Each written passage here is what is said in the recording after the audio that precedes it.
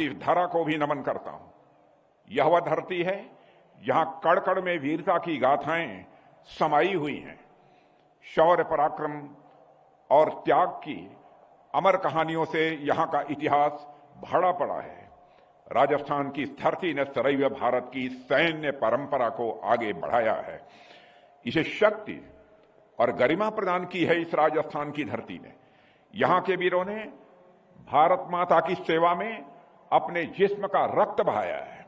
महाराणा प्रताप की तलवार से लेकर राणा सांगा के शौर्य तक, पन्नाधाय के त्याग से लेकर मीराबाई की भक्ति तक और भामाशाह की संपत्ति तक, इस भूमि ने हर क्षेत्र में अद्भुत पुरुषार्थ का परिचय दिया है।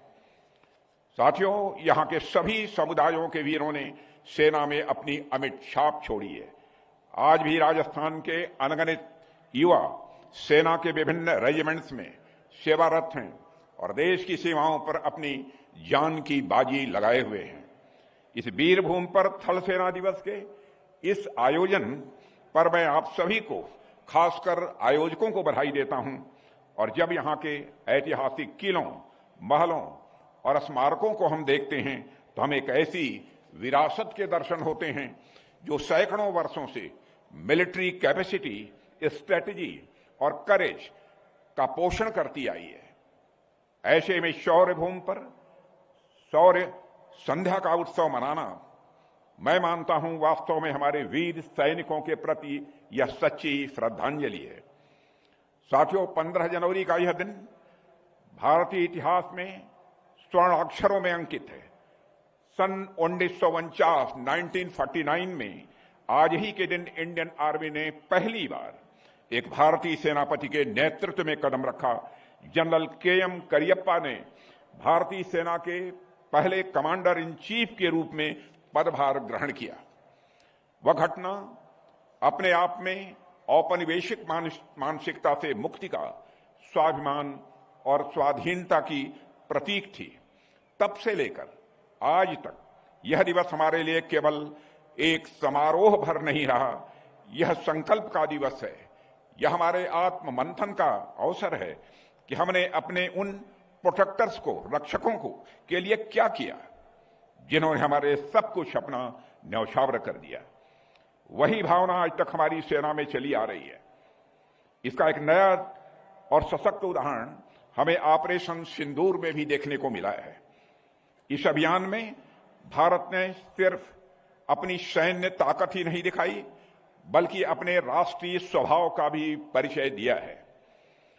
साथियों, आतंकियों के खिलाफ की गई कार्रवाई पूरी तरह से सोच समझकर और मानवीय मूल्यों को ध्यान में रखकर की गई। इसी कारण ऑपरेशन सिंदूर भारत के इतिहास में सिर्फ एक सैन्य कार्रवाई के रूप में नहीं, बल्कि साहस और संतुलन के प्रतीक के रूप में याद रखा जाएगा। साथियों, आप लोगों ने ऑपरेशन सिंदूर के दौरान जिस शौर्य का परिचय दिया है, उसके लिए मैं सभी अपने सेना के जवानों को हार्दिक बधाई देता हूं। और साथियों, यह भी सच है कि ऑपरेशन सिंदूर अभी पूरी तरह से समाप्त नहीं हुआ है, क्योंकि जब तक आतंकी सोच खत्म नहीं होती, तब तक शांति के लिए हमारा यह प्रयास लगातार चलता रहेगा। मैं राजस्थान की इस वीर धरती से की मैं घोषणा कर रहा हूं। साथियों, अक्सर हम एक सैनिक को केवल एक योद्धा के रूप में देखते हैं, एक ऐसा व्यक्ति जो हथियार उठाए सीमा पर डटा रहता है। किंतु क्या एक भारतीय सैनिक की पहचान केवल इतनी ही सीमित है? ऐसा मेरा मानना है कि भारतीय सैनिक सिर्फ योद्धा नहीं होता, बल्कि अपने आप में वह एक दार्शनिक होता है और एक स्किल्ड मैनेजर होता है, कुशल प्रबंधक भी वह होता है। साथियों, मैं सैनिक को दार्शनिक इसलिए कह रहा हूं क्योंकि एक सैनिक के जीवन में दर्शन सेवा परमो धर्म पर आधारित है। एक सैनिक अपना सब कुछ छोड़कर राष्ट्र की सेवा को समर्पित हो जाता है। निस्वार्थ सेवा के जिस दर्शन की बात हमारे शास्त्रों में की जाती है, उसका सबसे बड़ा उदाहरण तो एक सैनिक का जीवन ही होता है। एक सैनिक में आपको जहां कठोरता भी दिखेगी और कोमलता भी दिखेगी और सैनिक अपने दुश्मन के प्रति कठोर होता है, किंतु आत्मसमर्पण कर चुके शत्रु के प्रति या फिर पीड़ित नागरिक के प्रति उसका हृदय कोमलता से भर जाता है। ऐसा होता है हमारा भारतीय सैनिक। साथियों, एक व्यक्ति में जिस तरह से विपरीत गुण हमें देखने को मिलते हैं, यह अपने आप में कोई विरोधाभास नहीं है, बल्कि एक यूनिक क्वालिटी है। साथियों, एक भारतीय सैनिक के लिए उसका कर्तव्य एक यज्ञ के समान होता है। वह युद्ध भूमि उसकी यज्ञशाला होती है और उसका त्याग उसकी आहुति होती है। वह जानता है कि इस यज्ञ का कोई व्यक्तिगत लाभ नहीं मिलने वाला है। एक सैनिक जानता है कि उसके सभी कर्मों का फल व्यक्तिगत नहीं, बल्कि संपूर्ण राष्ट्र की सुरक्षा और समृद्धि के रूप में प्राप्त होता है। और यह निस्वार्थ सेवा का वह उच्चतम आदर्श है जिसकी परिकल्पना हमारे ऋषियों और मनीषियों ने की थी। मुझे लगता है कि देश के सभी नागरिकों को, विशेषकर हमारे नौजवानों को, हमारे सैनिकों से राष्ट्र की निस्वार्थ सेवा का यह गुण सीखना चाहिए। साथियों, दार्शनिक के अलावा मैं सैनिक को एक कुशल प्रबंधक, एक स्किल्ड मैनेजर भी मानता हूं। ऐसा इसलिए क्योंकि सैनिक का संबंध सिर्फ युद्ध से नहीं होता। युद्ध तो बहुत रेयर देखने को मिलता है, कभी कभी देखने को मिलता है, लेकिन युद्ध की तैयारी यह रोजमर्रा की चीज होती है। आप देखिए, कोई भी साधारण युवा जब सेना में प्रवेश करता है तो उसके अंदर किस तरह से रेडिकल चेंजेस हमको देखने को मिलते हैं। सेना में उसे सिखाया जाता है कि स्वयं के लिए जीना क्या होता है और देश के लिए जीना क्या होता है, दोनों में अंतर क्या होता है, यह उसे सिखाया जाता है। उसे समय का महत्व समझाया जाता है कि एक सेकंड की देरी भी कभी कभी असंख्य लोगों के जीवन को दांव पर लगा सकती है। उसे शारीरिक कष्ट सहने की क्षमता विकसित करनी होती है, चाहे गर्मी हो, चाहे सर्दी हो, चाहे बर्फ हो, चाहे रेगिस्तान जैसी रेगिस्तान हो, उसे हर परिस्थिति में खुद को ढालना होता है। ऐसा होता है हमारा बहादुर भारत का सैनिक।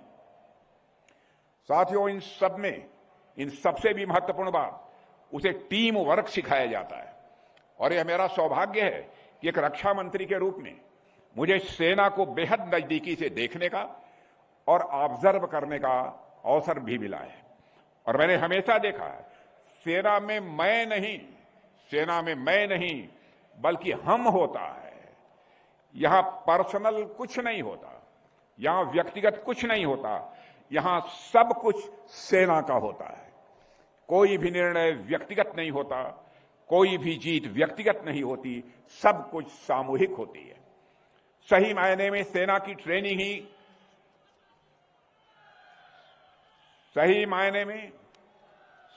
ट्रेनिंग ही ऐसी होती है कि एक सैनिक को पता ही नहीं चलता है कि कब वह अनस्किल्ड से स्किल्ड हो जाता है, अकुशल से कुशल हो जाता है और बेहतरीन मैनेजमेंट वह सीख लेता है। ऐसा होता है हमारा भारत का सेना का जवान।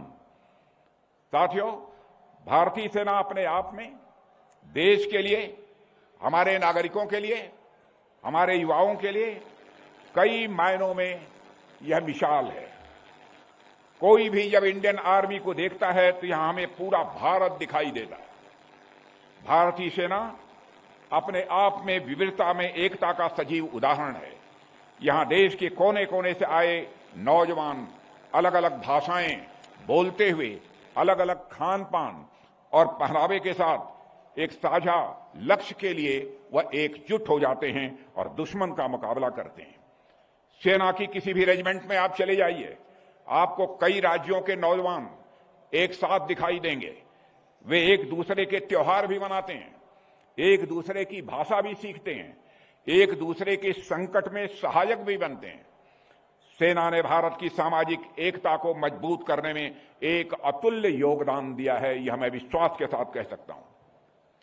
और साथियों, यही कारण है कि भारतीय सेना केवल एक सैन्य बल नहीं है, यह राष्ट्र निर्माण का एक प्रमुख स्तंभ है। आप दुनिया के अधिकांश सैन्य बलों को देखिए, वहां सेना एक अलग डोमेन की तरह काम करती है। आमतौर पर नागरिकों के साथ उनका बहुत ज्यादा वास्ता नहीं होता है, लेकिन भारत में सेना नागरिकों के साथ मिलकर काम करती है। यह सबसे बड़ा अंतर है। और ऐसा सिर्फ केवल बॉर्डर एरियाज में नहीं है, बल्कि देश के हर क्षेत्र में देखने को मिलता है। और साथियों, जनता सेना पर अटूट विश्वास करती है। यह विश्वास ही सेना की, मैं मानता हूं, कि सबसे बड़ी ताकत है। सैनिक जानते हैं कि वे जिस जनता की रक्षा कर रहे हैं वह उनके परिवार का हिस्सा है, और जनता जानती है कि उनके सैनिक कभी भी उन्हें निराश नहीं कर सकते। यह पारस्परिक विश्वास का बंधन ही हमारे राष्ट्रीय सुरक्षा ढांचे की यह नींव है। साथियों, हमारे सैनिकों ने वहां न केवल शांति बनाए रखी है, मैं कह सकता हूं, बल्कि उन दो देशों के नागरिकों के लिए मेडिकल हेल्थ, इंफ्रास्ट्रक्चर डेवलपमेंट का निर्माण और ह्यूमैनिटेरियन हेल्प भी प्रदान की है जहां भी आवश्यकता पड़ी है। हमारी सेना दुनिया के लिए एक शांति दूत बनकर उभरी है। इससे भारत की जो वसुधैव कुटुंबकम की भावना है, इससे स्वाभाविक रूप से उसे बल मिला है। साथियों, मैं आज इस मंच से रिफॉर्म्स के लिए भारतीय सेना द्वारा उठाए गए कदमों की भी मैं सराहना करना चाहूंगा। आमतौर पर किसी भी बड़े ऑर्गेनाइजेशन में एक चुनौती यह होती है, उसमें रिफॉर्म्स कंपैरेटिवली, अपेक्षाकृत धीरे धीरे, कंपैरेटिवली स्लो हो जाते हैं। ऑर्गेनाइजेशन इतना बड़ा होता है कि कोई भी सुधार उसमें लागू कर पाना इतना आसान नहीं होता। लेकिन इंडियन आर्मी ने यह दिखाया है कि ऑर्गेनाइजेशन, संगठन बड़ा होने के बावजूद भी अगर इच्छा शक्ति है तो रिफॉर्म को तेजी से लागू करने में कोई समस्या नहीं आती है। और साथियों, हम 2047 तक भारतीय सेना को, मैं बतलाना चाहता हूं इस राजस्थान की वीरभूमि से, हम 2047 तक प्रधानमंत्री श्री नरेंद्र मोदी के नेतृत्व में भारतीय सेना को दुनिया की सबसे सशक्त सेना बनाने की ओर बढ़ रहे हैं।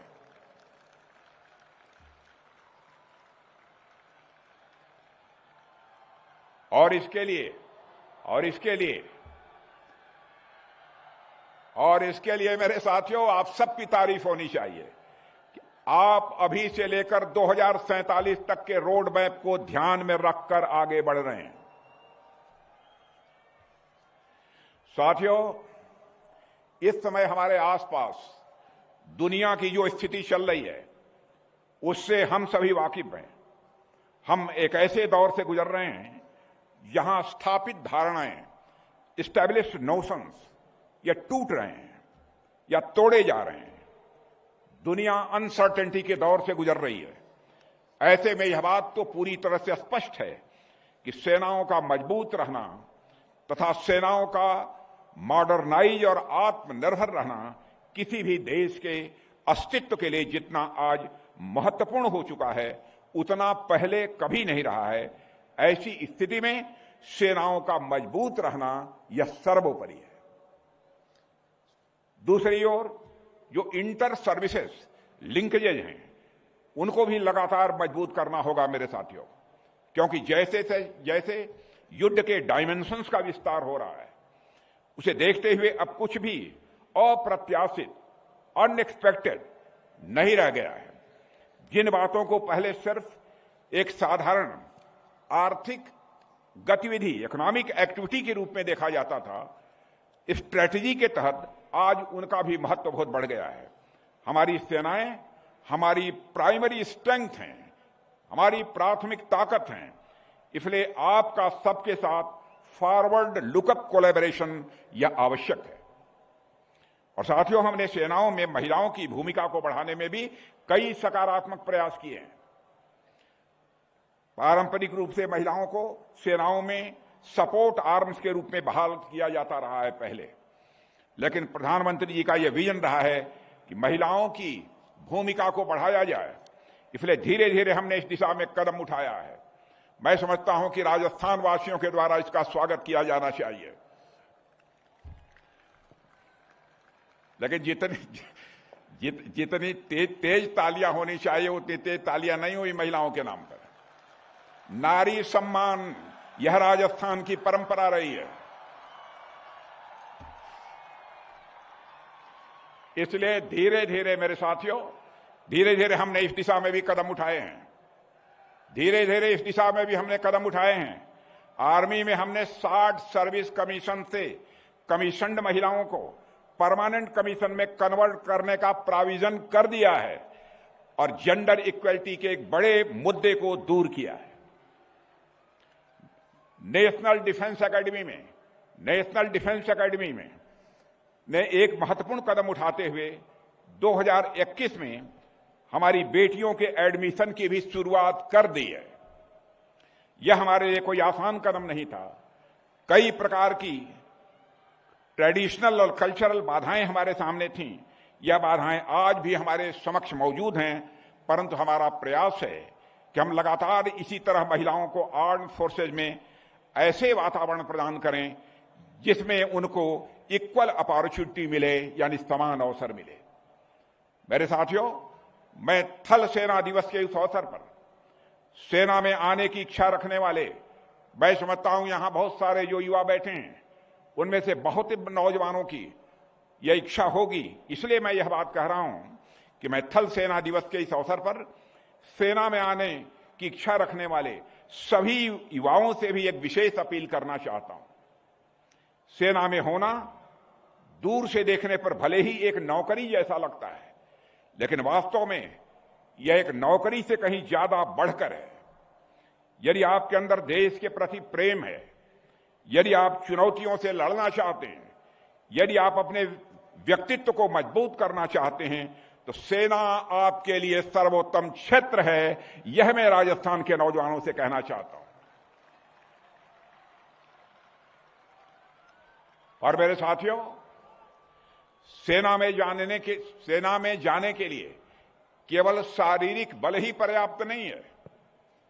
मेंटल कैपेसिटी, मानसिक क्षमता, मॉरल करेज, नैतिक साहस, डिसीजन मेकिंग एबिलिटी, निर्णय लेने की योग्यता, क्षमता और लीडरशिप या नेतृत्व जैसे गुणों की भी आवश्यकता होती है।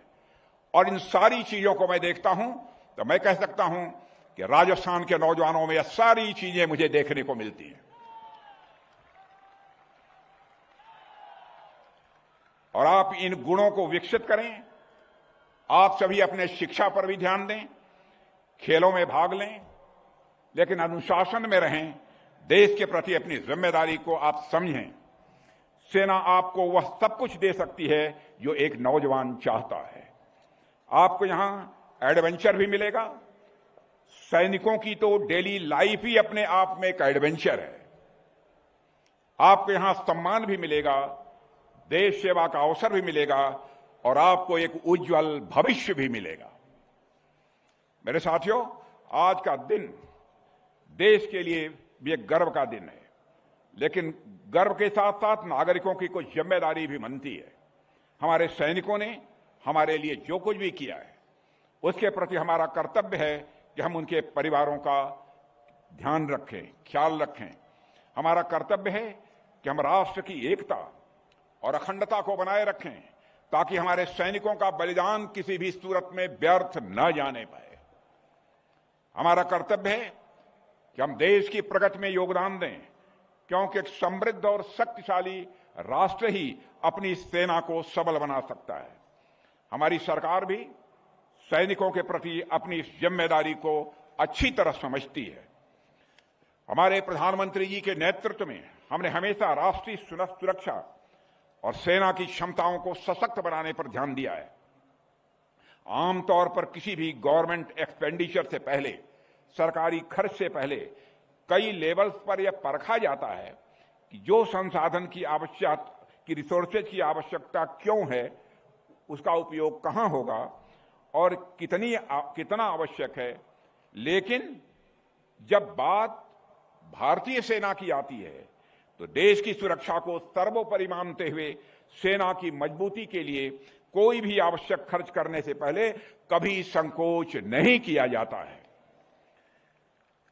हमारी प्रतिबद्धता, हमारा कमिटमेंट केवल वर्तमान में सेवारत जवानों तक ही सीमित नहीं है, बल्कि उन वेटरन्स तक भी उतनी ही गहरी है जिन्होंने अपने जीवन के अमूल्य वर्ष राष्ट्र की सेवा को समर्पित किए।